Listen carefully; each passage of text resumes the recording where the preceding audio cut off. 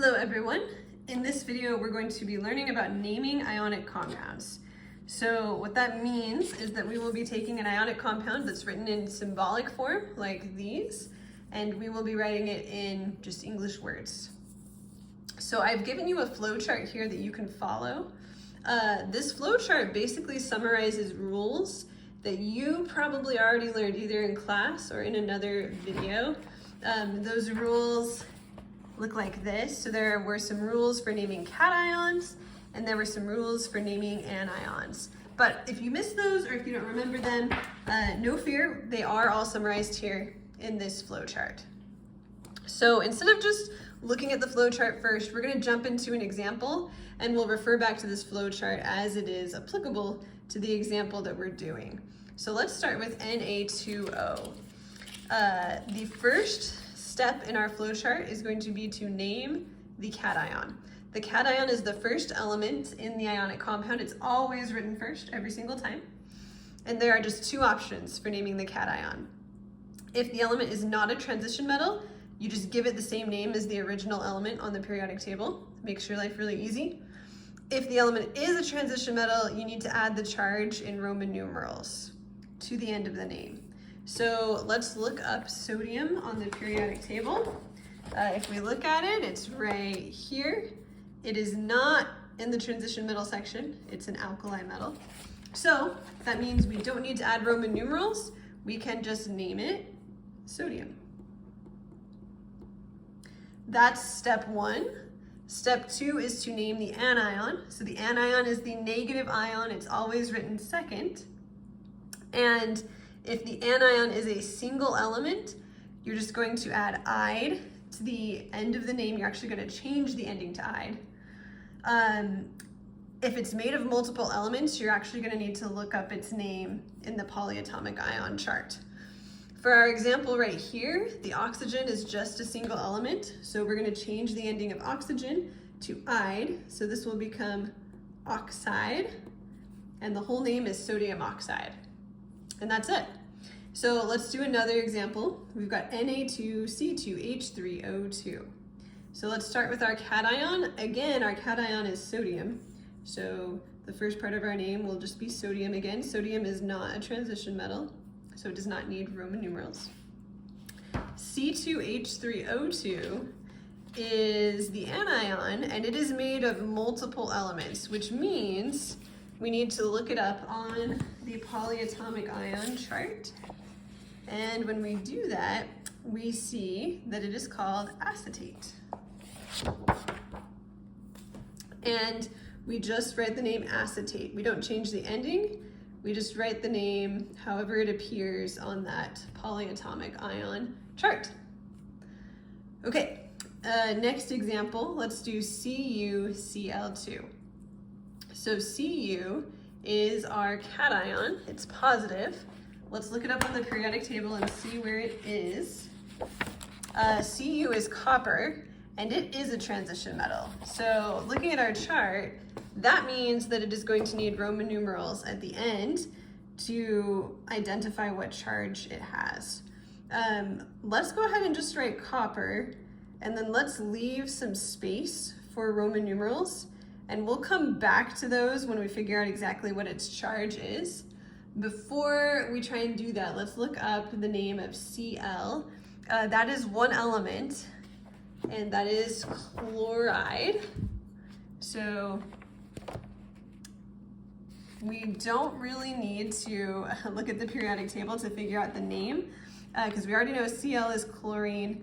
We're going to change the ending to "ide, so it's chloride.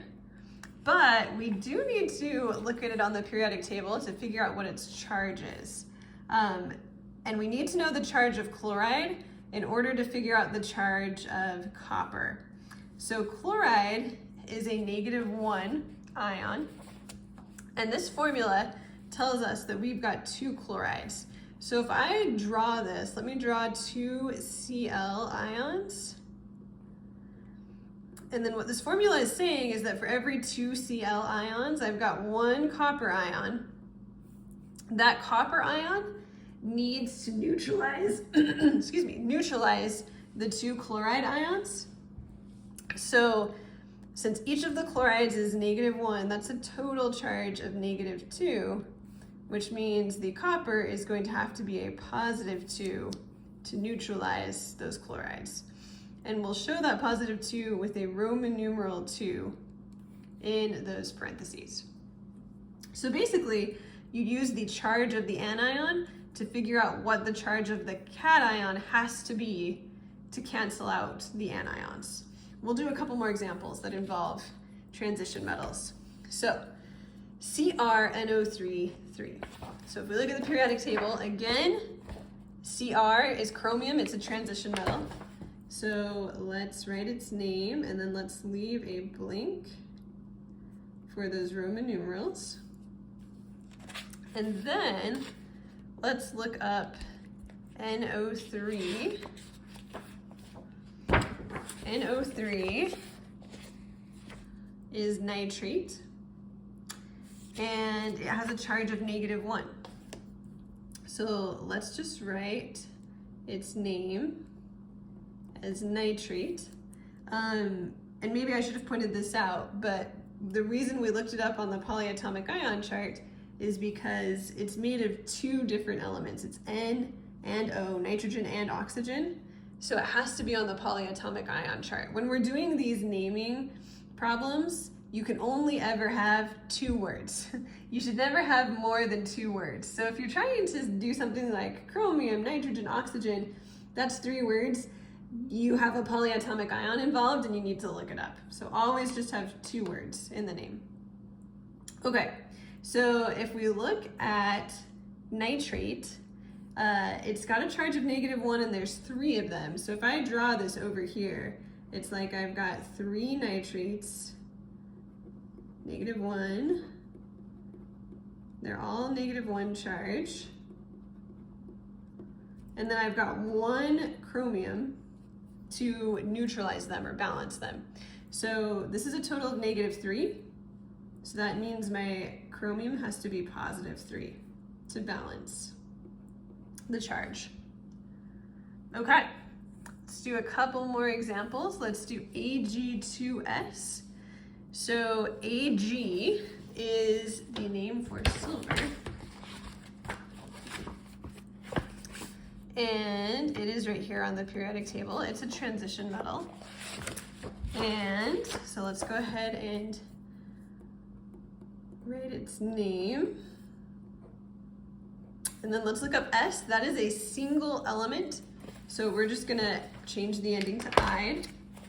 So S is sulfur. So we'll just change that to sulfide. Now we do need to know the charge of the sulfide. So it is a -2. And then I have 2 silvers.